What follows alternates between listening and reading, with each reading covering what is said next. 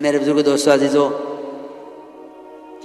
نماز کا اگر نماز قائم کر لی جاوے، واقعی نماز قائم کر لی جاوے، تو یقینی بات ہے کہ پورا دین قائم ہو جائے گا،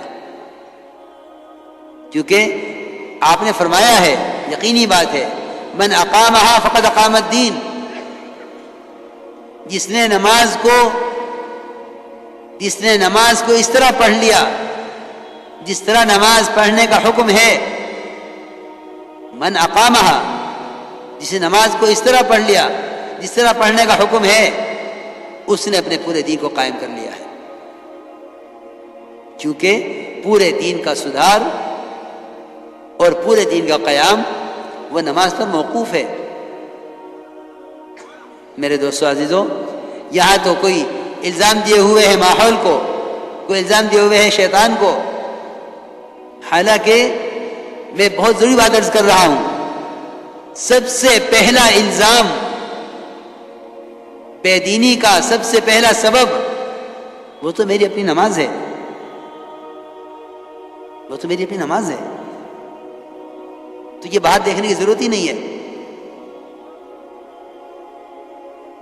حکام بدلیں گے تو حالات بدل جائیں گے،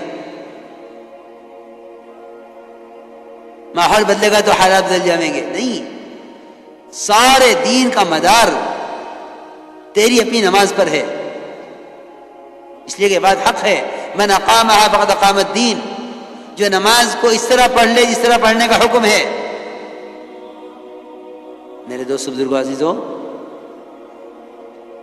اگر خدا کی قسم نماز کی طرح پڑھ لی جاوے تو دین کے کسی شعبے کا کوئی حکم ٹوٹ نہیں سکتا،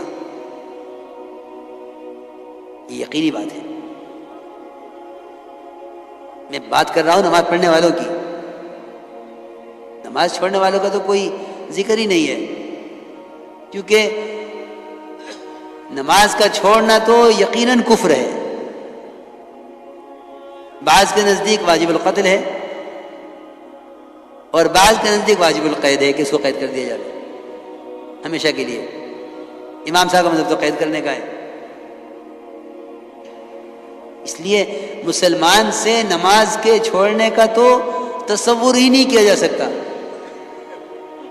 جس طرح ایک مسلمان سے کفر کا اور ارتداد کا تصور مشکل ہے، محال ہے، اس طرح ایک مسلمان سے نماز کا چھوڑنا، اس کا تصور مشکل ہے، محال ہے، ممکن نہیں ہے، کیونکہ یہ ممکن ہے اور ہوا ہے کہ غیروں نے نماز پڑھ لی ہے۔ میں نے ابھی عرض کیا تھا واسع بن اسقا کا واقعہ کہ نماز پہلے پڑھی انہوں نے، اسلام بعد میں قبول کیا۔ یہ تو ممکن ہے کہ ایک کافر نماز پڑھ لے، مگر یہ ممکن نہیں ہے کہ ایک مسلمان نماز چھوڑ دے۔ یہ تو ممکن ہے کہ کافر نماز پڑھ لے، یہ ممکن نہیں ہے کہ ایک مسلمان نماز چھوڑ دے۔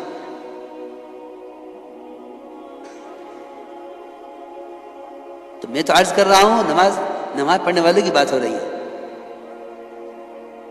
کہ نماز پڑھنے والوں کی بے دینی کا کیا سبب ہے، کہ نماز پڑھنے والوں کی بے دینی کا سبب ان کی نماز کی خرابیاں ہیں۔ کبھی نہیں غور کیا اس پر، کبھی غور نہیں کیا اس پر۔ میں جو عرض کر رہا تھا شروع سے کہ دعوت اور عبادت کا جمع کرنا اصل ہے، جمع کرنا یہ نہیں ہے کہ نماز پڑھ لی، بلکہ ابن عباس اور عبداللہ ابن مسعود دونوں کا قول ہے کہ جس شخص کی نماز اس کو منکر سے نہیں روکتی، اس کی نماز اس کو اللہ سے دور کرتی رہتی ہے۔ نماز تو اللہ کے قرب کا سبب ہے، مومن کی معراج ہے، پھر یہ کیسے ممکن ہے کہ نماز اللہ سے دوری کا سبب بنے؟ اس سے زیادہ قرب کا تو کوئی موقع نہیں ہے، تو مومن کی معراج ہے۔ اللہ مجھے معاف فرمائے، کیا نماز پڑھنے والوں کی نماز اور کیا نماز پڑھانے والوں کی نماز۔ صلو کما رأیتمونی اصلی، صرف ایک نماز کو نمونہ بنایا گیا ہے، صرف ایک نماز نمونہ ہے، باقی خدا کی قسم کسی کی نماز نمونہ نہیں ہے۔ صلو کما رأیتمونی اصلی، کہ نماز اس طرح پڑھو جس طرح مجھے پڑھتا ہوا دیکھ رہے ہو۔ صحابہ کرام نے آپ کی نماز کو جس طرح دیکھا اس طرح نقل کر دیا۔ اس لیے حدیث میں آتا ہے کہ جو شخص رکوع سے اٹھنے کے بعد اپنی کمر کو سیدھا نہ رکھے اللہ اس کی نماز کی طرف نظر اٹھا کر نہیں دیکھتے. صحیح حدیث ہے. من لم يقم صلبه بين الركوع والسجود لم ينظر الله الى صلاته، کہ اللہ اس کی نماز کی طرف نظر نہیں اٹھا کر دیکھتے کہ یہ کیا کر رہا ہے. میرے دوستوں میں عرض کر رہا، دین کا کمال نماز کے کمال میں ہے. دین کا کمال نماز کے کمال میں ہے کہ اپنی عبادات کے اندر کمال پیدا کرو. ایک جگہ اجتماع تھا، ہمارا وہاں جانا ہوا. جوڑ تھا سنا پرانوں کا.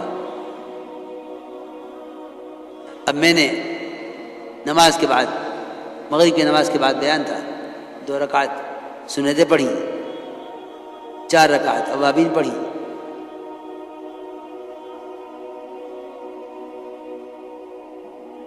ایک صاحب کہنے لگے کہ مجمع جڑ گیا، دیر ہو رہی.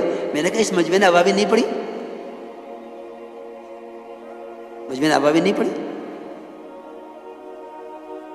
اس کا مطلب تو یہ ہوا کہ ہم دعوت میں لگے ہوئے ہیں عبادت کے شوق کے بغیر. یاد رکھنا یہ بات کہ اگر اس کام سے عبادت کی لذت محسوس نہیں ہوتی تو استدراج کا خطرہ ہے. اگر دعوت سے عبادت کی لذت حاصل نہیں ہوتی اور عبادت کا شوق نہیں پیدا ہوتا تو استدراج کا خطرہ ہے.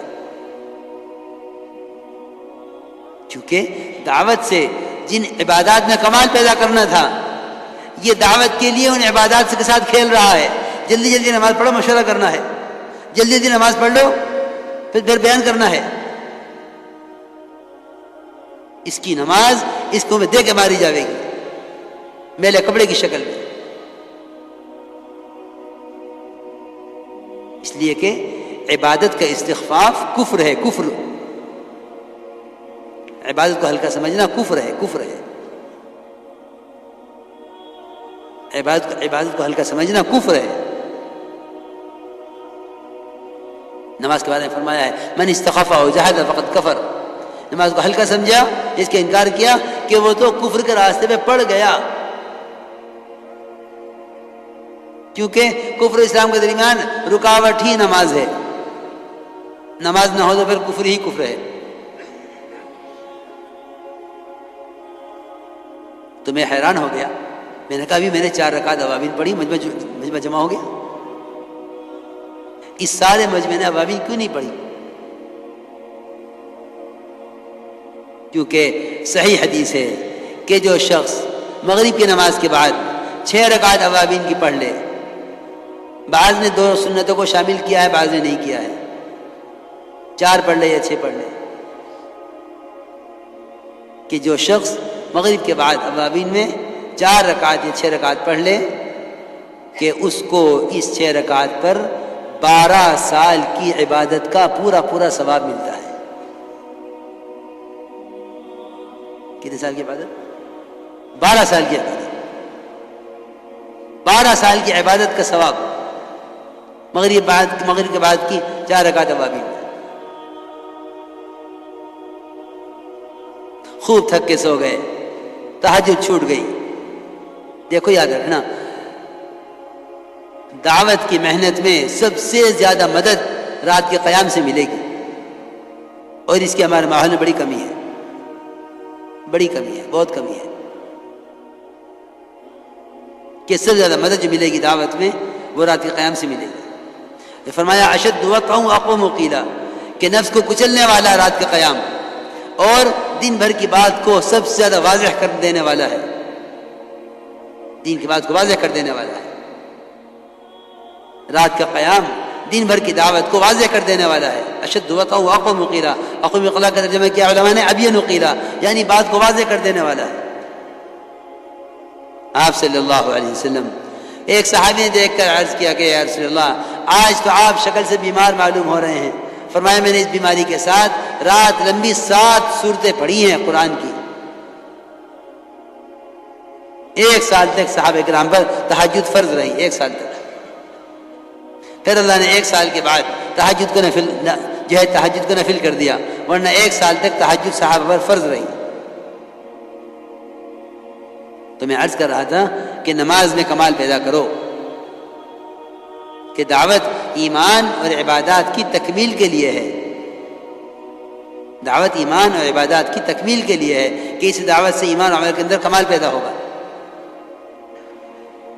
کہ نماز کے اندر سکون اطمینان لاؤ، کہ سارے دین کا قائم ہونا نماز پر موقوف ہے۔ تو انہوں نے یہ کہا کہ ہم نماز قائم کرتے ہیں، نماز قائم کرتے ہیں۔ جو کچھ سنا گیا اللہ اس پر عمل کرنے والا اور آگے لوگوں تک پہنچانے والا بنائے۔ مزید اصلاحی بیانات کے لیے ہمارا یوٹیوب چینل ایمان و یقین کو سبسکرائب کریں۔ جزاک اللہ۔